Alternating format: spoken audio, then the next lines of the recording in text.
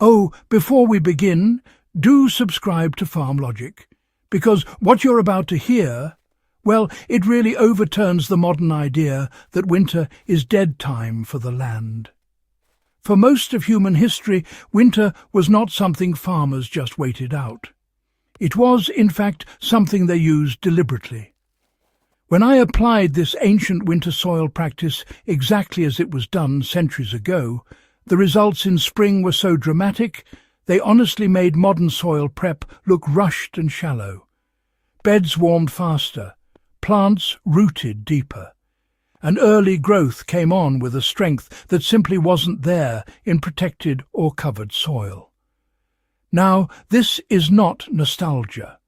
It is applied historical land management. Why did ancient farmers prepare soil for winter instead of spring? Well, modern gardening culture, you know, treats spring as the starting line. Ancient farmers, though, knew the real work happened earlier.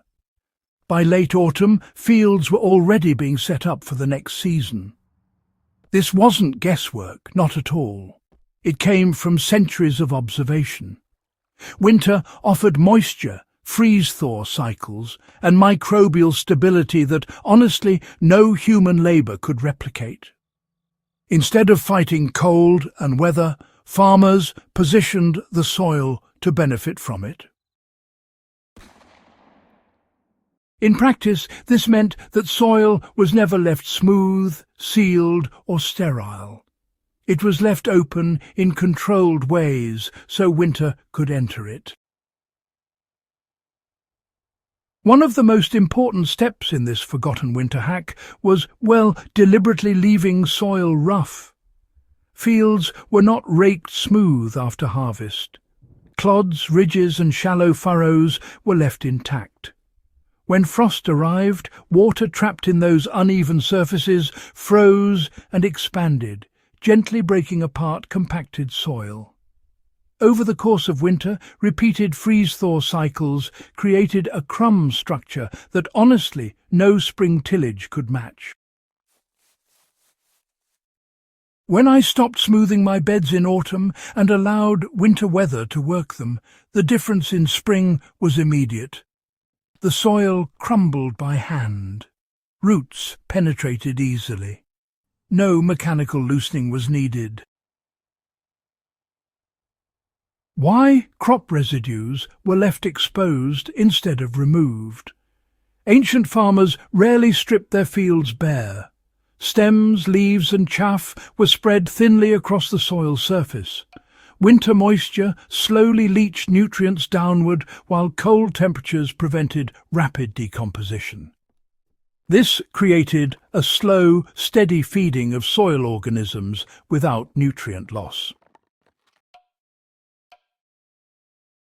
I followed the same approach by chopping plant remains and leaving them on the soil surface through winter. By planting thyme, much of this material had partially integrated, enriching the topsoil without disturbing structure. Beds cleared clean in autumn did not show the same fertility. You know, snow was treated as a resource, not an inconvenience. Rough soil and surface residues trapped snow, preventing it from blowing away.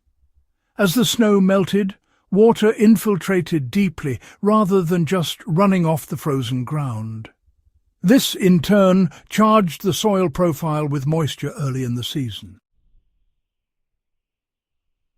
In my own beds, those left rough and uncovered held moisture weeks longer into spring, reducing the need for early irrigation and, well, stress on young plants. There is a modern myth that winter kills soil biology. But ancient farmers knew better. Microbial activity slows, but it does not stop. Organic inputs added in late autumn were stabilized by cold temperatures. Nutrients stayed in place rather than volatilizing or leaching away. So I applied compost just before winter set in and left it undisturbed. In spring, nutrient availability was immediate and balanced, unlike spring-applied compost that, often releases too late to support early growth. Let me tell you how this hack actually prevented erosion and nutrient loss. Bare winter soil is, really vulnerable. Ancient systems reduced erosion by maintaining surface cover and a rough texture. Water slowed, soil stayed put, and nutrients remained right where crops could access them.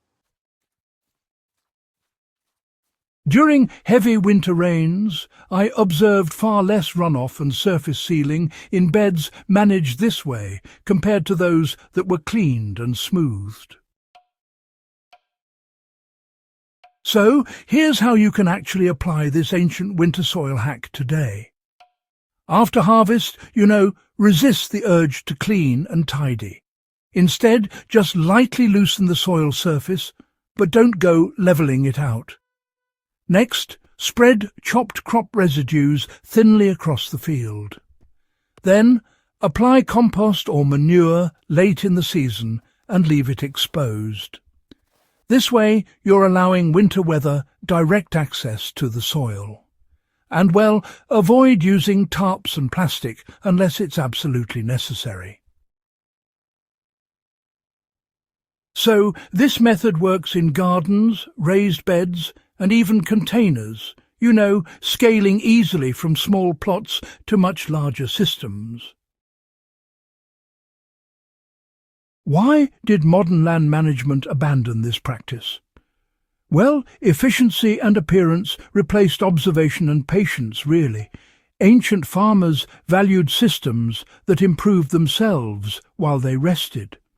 Modern systems, on the other hand, often create more work in spring by ignoring winter's potential. Why does this knowledge matter now? As climate extremes increase and inputs become more expensive, low-effort, high-return methods matter more than ever.